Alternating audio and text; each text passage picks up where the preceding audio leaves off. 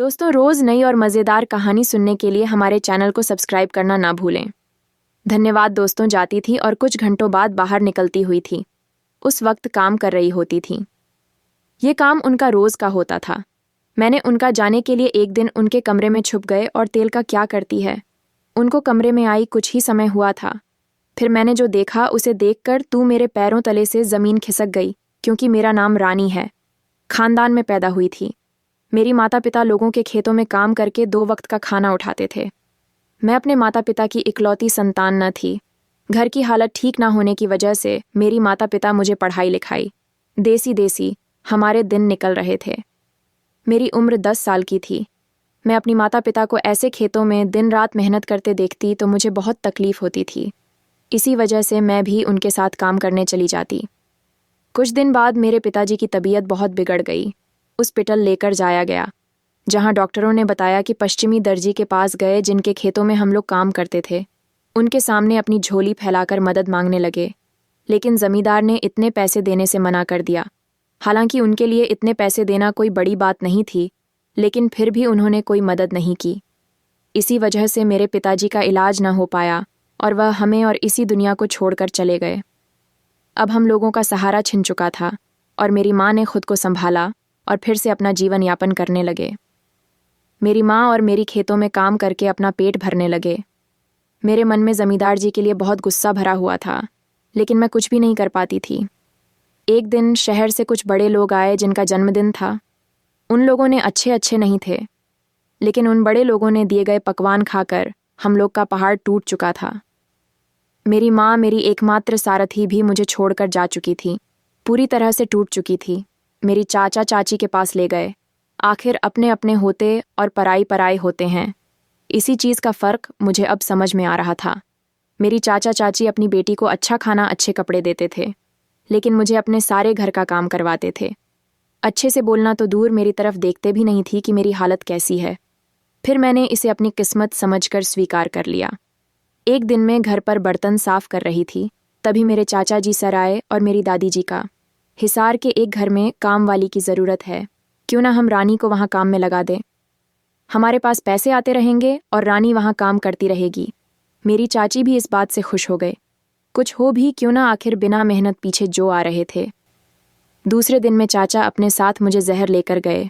वहाँ हम लोग एक बड़ी थी घर में गए, जहाँ पर एक औरत ने अपनी 2 बेटियों के साथ बैठी थी। चाचा ने उनसे नमस्ते किया और मेरी तरफ इशारा करते हुए कहा कि आज तक यूं ही आपके यहाँ सारा काम करेगी।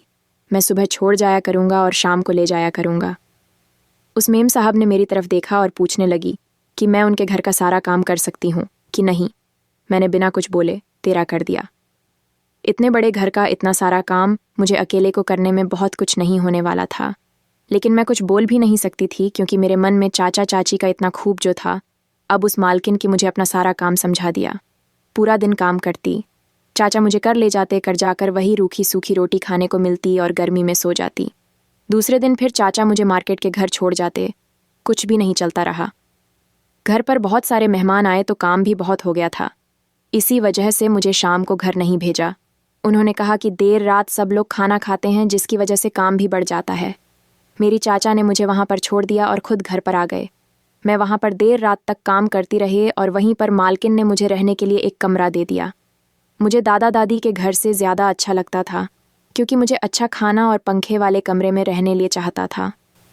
लेकिन जब भी मैं नागिन तो उनकी बेटियों के साथ देखती तो मुझे भी मेरी माँ की याद आ जाती थी। कुछ दिन गुजर गए, हम तो चले गए, लेकिन मालकिन ने मुझे अपने घर नहीं भेजा। उन्होंने चाचा को साफ बोल दिया, ईरानी यहाँ पर ही रहेगी। और उनकी छोटी बेटी कैसी थी? बहुत अच्छी थी, लेकिन उनकी बड़ी बहन बहुत गुस्से वाली थी। वह मुझे एक नौकरानी ही बोलती थी और ठीक से बात भी नहीं करती थी। एक दिन मालकिन और उनकी बेटियों को 2 दिन के लिए कोई शादी फंक्शन में कहीं बाहर जाना था, तो मालकिन ने मुझे अपनाकर संभालने को बोला और कहा कि तुम यहाँ रहना और करके अच्छे से देखभाल करना। अब इतने दिनों से मैं उनकी देखभाल कर रही थी, तूने मुझ पर विश्वास हो। गया था, लेकिन मैंने मना कर दिया, क्योंकि इतने बड़े घर में मुझे भी अकेले रहने में लगता था। फिर मार्केट में चाचा को वहाँ बुलाया और मेरे पास सुनाने के लिए बोला था। बोल दिया और मालकिन चली गई। खाना बनाया और खाकर सोने चले गए। कमरे का दरवाज़ा खुला और बाहर चली गई। दरवाजे की आवाज़ से मेरी नींद खुल गई थी। पहले मैंने सोचा कि शायद वह पानी पीने रसोई घर में गए होंगे, लेकिन कुछ देर इंतज़ार करने के बाद भी वापस नहीं आई तो मैं भी बाहर देखने के लिए चली आई कि आखिर वह कहाँ गई। मेरी इधर उधर देखने के बाद मुझे मार्केट के कमरे से आवाज़ सुनाई दी। मैंने उनके कमरे में जाकर देखा तो वहाँ पर मेरी चाचा जी मालकिन की अलमारी से कुछ तलाश कर रही थी। नहीं पूछा, मुझे समझ आ गया था कि चाचा जी यहाँ चोरी की फिराक में हैं। इतना बड़ा घर और इतने अमीर लोगों के घर में खुद को अकेला पाकर कुछ आदमियों के मन में भागी जाता है, तो फिर मेरे चाचा जी तो ऐसी छोटी मोटी चोरियां करते ही रहते थे। लेकिन मुझे डर था कि चाचा यहाँ पर कोई भी गड़बड़ ना करें, क्योंकि मैं नहीं चाहती थी कि मालकिन का विश्वास टूटे। कर दी एक पल के लिए भी मैंने उनको अकेले नहीं छोड़ दी थी।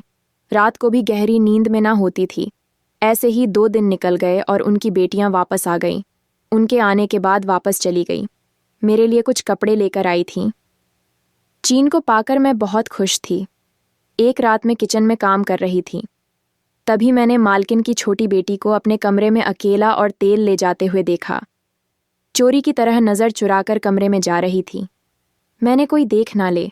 मुझे थोड़ा अजीब सा लगा कि आखिर की पति कुछ समय पहले गुजर गई थी। तभी से वह अपनी दोनों बेटी के साथ अकेली रहती है। ज़मीन जायदाद होने की वजह से उनके अच्छे दिन थे।